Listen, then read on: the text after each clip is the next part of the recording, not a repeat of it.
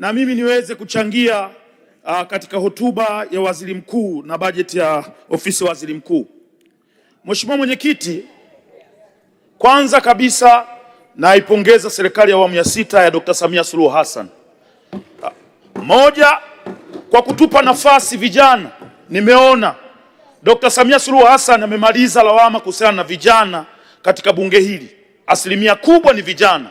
Ametupa nafasi twende tukawasaidie wananchi. Lawama yoyote ambayo tulikuwa tunalaumu kwamba vijana tupewe nafasi, haya bunge hili hapa tuko wengi kuliko watu wenye umri mkubwa. Sasa huu ni muda wa sisi kuweza hili hapa tuko wengi kuliko watu wenye umri mkubwa. Sasa huu ni muda wa sisi kuweza kuonyesha Tanzania kwamba vijana tunaweza.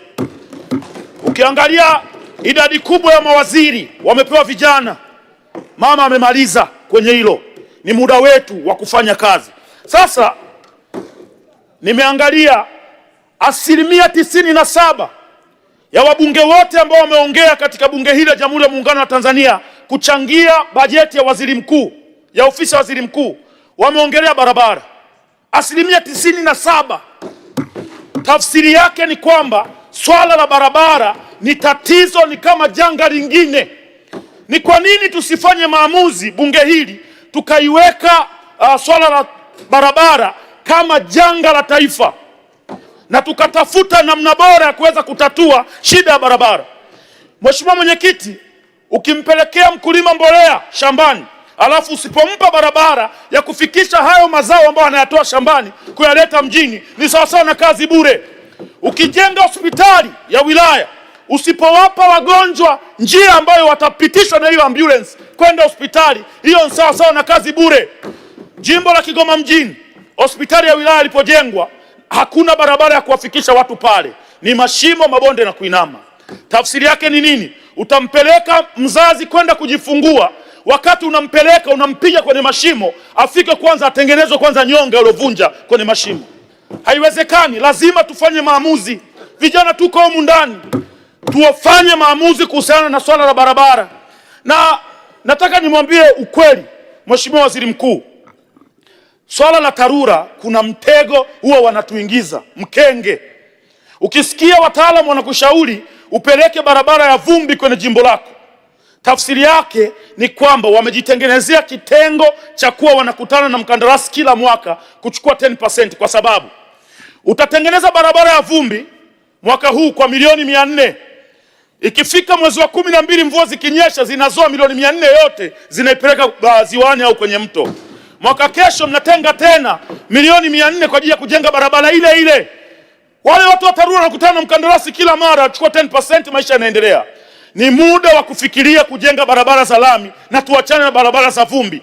Na mmerahisisha lugha kuita barabara za vumbi. Mzee, ni barabara za vumbi wakati wa kiangazi. Ikifika wakati wa masika ni barabara za tope. Nadhani tuzibadilishe jina, tuziite barabara za tope. Jimbo la Kigoma mjini tulipata ufadhili wa nchi ya Belgium mwaka 2018, mimi nikiwa diwani 2018. Belgium walikubali kutujengea kilomita 42 za barabara za pavement blocks ambazo zingeenda kufuta shida yote ya barabara katika jimbo la Kigoma mjini. Lakini mpaka leo hakuna kinachoendelea, na mkandarasi alikuwepo, upembuzi yakinifu ushafanywa na kila kitu. Juzi nilienda kwa Shemdoe kwake, nyumbani kwake, sikumkuta. Nilienda kwake sikumkuta. Nikaenda nikaniuliza hata shemeji yangu naye sikumkuta. Nikakuta watoto wake maana niliona sura zinafanana na Shemdoe mtupu, nikajua ni watoto wake. Lengo nilikuwa nataka nikakae na Shemdoe tuongee kifamilia kuhusiana na barabara za Kigoma mjini.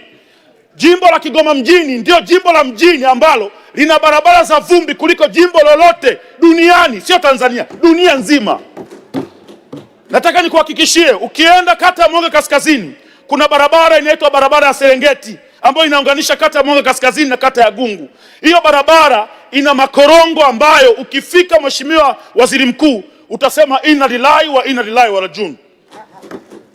Ukienda kata ya Buzebazeba kutokea uwanja wa Lake Tanganyika Ukipita barabara hiyo ambayo inaenda kuconnect mpaka soko la Buzebazeba, ina connect kata ya Rusimbi, ina connect kata ya Kasingirima, ina connect kata ya Majengo, ina connect kata ya Machinjioni. Barabara zote hizo ni vumbi tupu. Ifikia hatua mtusaidie watu wa Kigoma, na sisi tupate barabara ambazo zitaenda kuchochea maendeleo ya mji wetu. Leo hii tunaenda pale na Mheshimiwa Waziri Mkuu, nadhani kesho kutwa, kwenda kukutana na wafanyabiashara kutoka Kongo, Burundi na sehemu zingine tofauti tofauti. Wanaenda kuona aibu iliyopo pale Kigoma mjini. Wanaenda kushuhudia barabara za vumbi zilizotaradadi pale ndani. Na hawa watu wakishaona hizo fursa, baadaye wataanza kuzinunua nyumba za wapiga kura wangu kwa bei ndogo, kwa sababu nyumba iko kwenye korongo, utamuuzia nani bei kubwa? Watazinunua bei ndogo. Tukija kujenga barabara, wananchi wetu watakuwa walipoteza opportunity. Huu ni muda, wameniamini kibarabara, mtoto wao. Nimekuja kuwaombea barabara kwa ajili ya jimbo la Kigoma mjini, katika bunge hili la Jamhuri ya Muungano wa Tanzania. Tusaidieni barabara, tupeni barabara. Na kama tukifanya maamuzi ya pamoja, wabunge wote, na waambieni ukweli, mama alivyokuja kuhutubia hapa, Dr. Samia Suluhu Hassan, rais wetu, alivyokuja kuhutubia hapa bunge, alivyotaja tu barabara, bunge zima likapiga makofi, akajua hapa kuna tatizo, na ndio maana ameongeza hela kwenye upande wa barabara. Lakini bado, Mheshimiwa Mwenyekiti, tunaomba sana tusaidie watu wa Kigoma tuweze kupata barabara. Hiyo ni tabu kubwa. Shida ya pili, mafuriko. Jimbo la Kigoma mjini limekumbwa na mafuriko. Yapo mafuriko ambayo yanatengenezwa na Mwenyezi Mungu. Mwenyezi Mungu analeta mvua nyingi, mafuriko yanatokea. Hiyo hatuwezi kumlaumu mtaalamu yoyote. Lakini yapo mafuriko ambayo yanasababishwa na uzembe wetu sisi ambao ni viongozi tuliopewa nafasi ya kuongoza wale wananchi. Kwa mfano, sehemu ambapo maji yangepata mtaro yangeenda ziwani moja kwa moja, haujajenga mtaro. Tafsiri yake maji yanachagua sehemu ya kupita, aidha achague sebuleni au chumbani, kisha apitilize endelea shughuli zake. Kwa kuna makosa mengine, hata mimi kwenda kuwapa watu pole naona aibu. Huwezi kwenda kuwapa watu pole sehemu ambapo ungejenga mtaro mkubwa, maji yasingeleta mafuriko kwenye nyumba za watu. Siwezi kwenda, na nikimwona waziri anakwenda aende yeye, wakamzomee mwenyewe. Mimi siwezi kwenda. Mimi ninachotaka kwenda niende na Shemdoe, twende tukazindue mitaro, tukazindue barabara. Hapo tutashirikiana kwa pamoja.